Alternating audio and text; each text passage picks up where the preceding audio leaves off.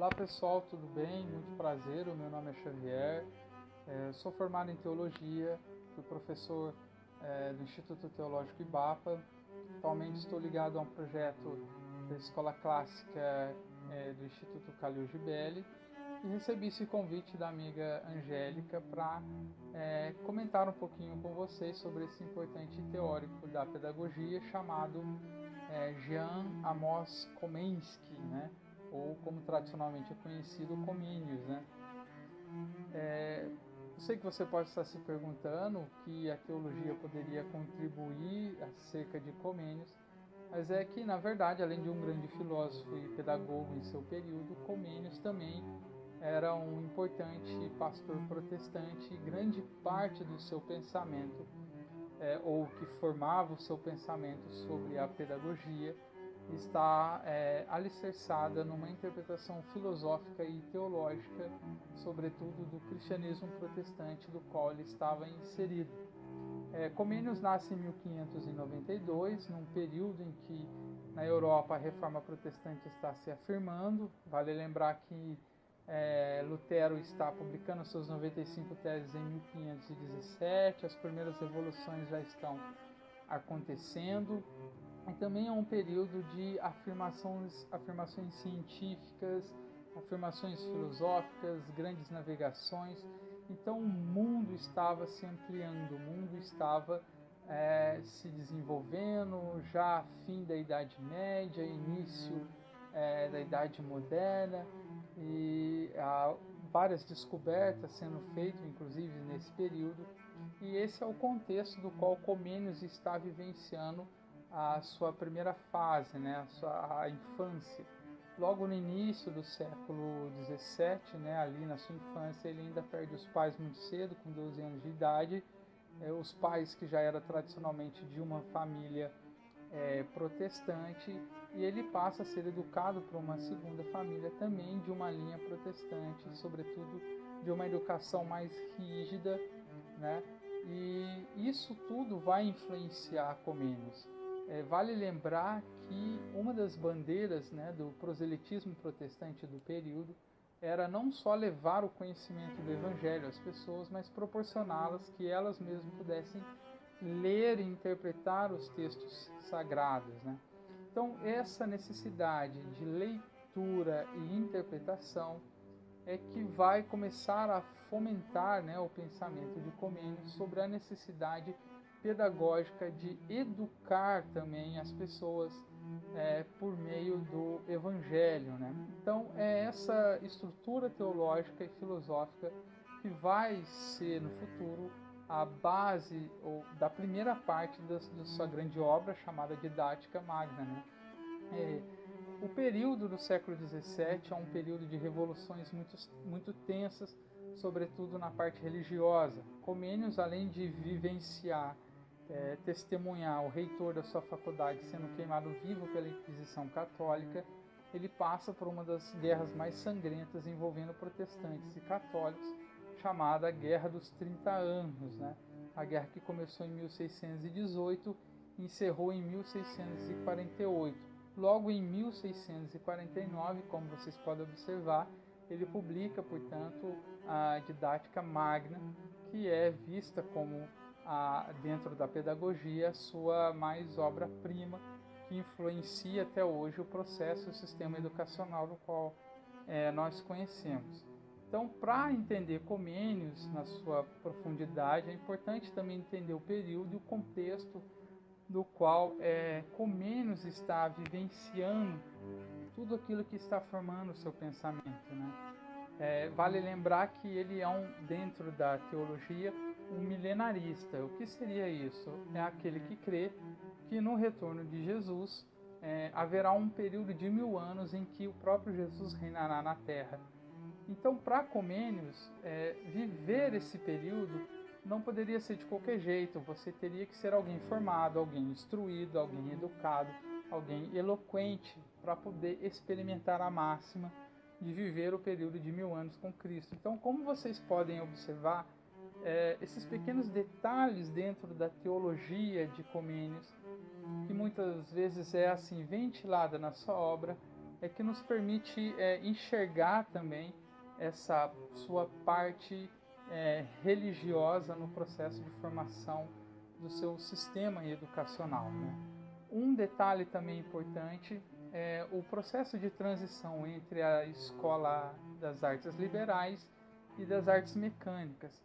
As artes liberais eram compostas por 7 disciplinas, né?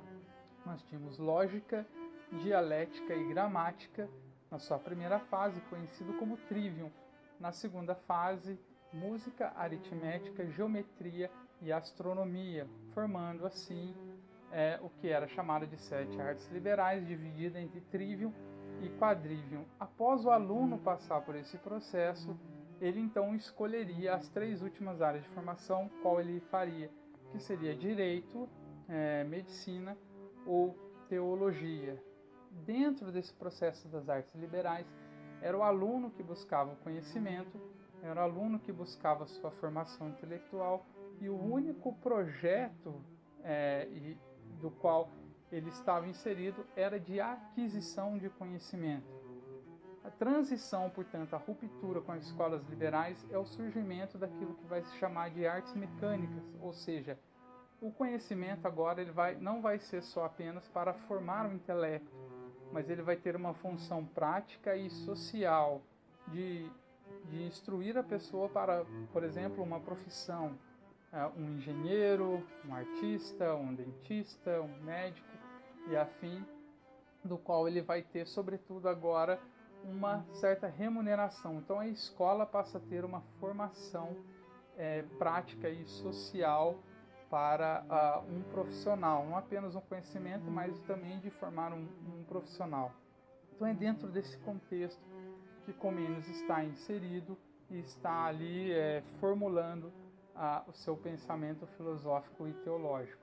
Ele se reporta muito sobre a filosofia da essência e também uma teologia humanística, né? Ele conversa muito entre o materialismo, que ele vai ser influenciado por Descartes e Bacon, né? Sobretudo o empirismo de Bacon, e também vai tentar propor uma relação entre esse materialismo racional e o divino, o sagrado, né? Ele vai dizer, por exemplo, que a natureza tem uma ordem perfeita, uma ordem divina, que foi construída, sobretudo, por Deus, que é presenciada pelos sentidos, né? Pelo ouvir, pelo ver, pelo sentir e afins. E que, portanto, nós deveríamos aprender com a natureza, observando a natureza, adquirindo conhecimento sobre a natureza, para então atingirmos o conhecimento sobre Deus, né? Para então conhecermos a Deus. Na sua didática magna, portanto, ele vai dizer que o professor deve ser como os artesãos, porque os artesãos são aqueles que de fato imitam a natureza. Já os professores não. Ele até vai usar um termo que ele vai dizer que os professores são a aberração da natureza, né? Mas depois ele vai dar uma correção sobre isso, dizendo que, portanto, os professores devem aprender com os artesãos, porque eles sim observam a natureza e aprendem com a natureza. E, consequentemente, eles estão aprendendo sobre Deus, porque Deus se faz presente na ordem perfeita da natureza. Então, esse processo de teologia natural, onde há uma transição do teocentrismo para o antropocentrismo, mas sem o abandono do sagrado, sem o abandono do divino, é que também compõe, né, o processo didático da obra de Comênios, né? Em Didática Magna, ele propõe um ensino universal, né, um ensino para todos. Todos devem ser ensinados sobre tudo, mas há um ponto de incoerência, porque ele diz que todos podem ser ensinados, privilegialmente os jovens de 24 anos e secundariamente as mulheres, e assim ele começa a subdividir, portanto, esse todos que poderiam aprender, né? Ele vai corrigir isso, ele percebe isso, ele vai corrigir isso na sua segunda obra, chamada Pampédia, onde aí sim ele não só vai incluir todos, mas ele vai categorizar desde a infância até a morte, né, o processo educacional. E é tão interessante que ele vai dizer que a educação da criança começa no casamento dos pais. Então os pais devem ser educados e orientados antes mesmo da sua primeira prole, para que quando a prole vier, aí sim eles já são conscientemente formados para educar o filho. Então a educação começa com os noivos, com a criança, depois a criança adolescente, depois a adolescente na sua fase de juventude, depois a juventude para a sua fase adulta, velhice, e assim na sua preparação, portanto, para a morte. Transitar por Comênios por meio da teologia é um universo ainda muito pouco explorado, mas bastante vivo, não só para entender um importante pensador que tem influenciado o sistema educacional até hoje, mas também para entender um pouquinho o período no qual Comênios está inserido, né? É importante ler Comênios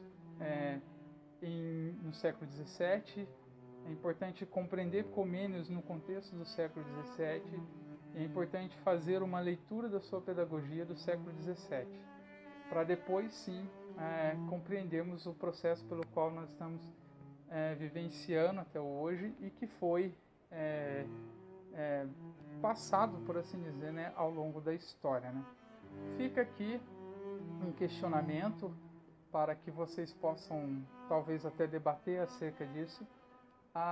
Como que está as escolas hoje? Será que as escolas elas estão produzindo seres com conhecimento, aprimorando o seu intelecto, aprimorando a sua formação intelectual, cognitiva, os seus sentidos? Ou a escola está apenas preocupada em formar profissionais para o mercado de trabalho, como pedagogos, futuros pedagogos, professores? Essa é uma reflexão diária que nós precisamos fazer, e Comênios, assim como inúmeros outros teóricos da pedagogia, do ensino e da educação, nos ajudam. Joia?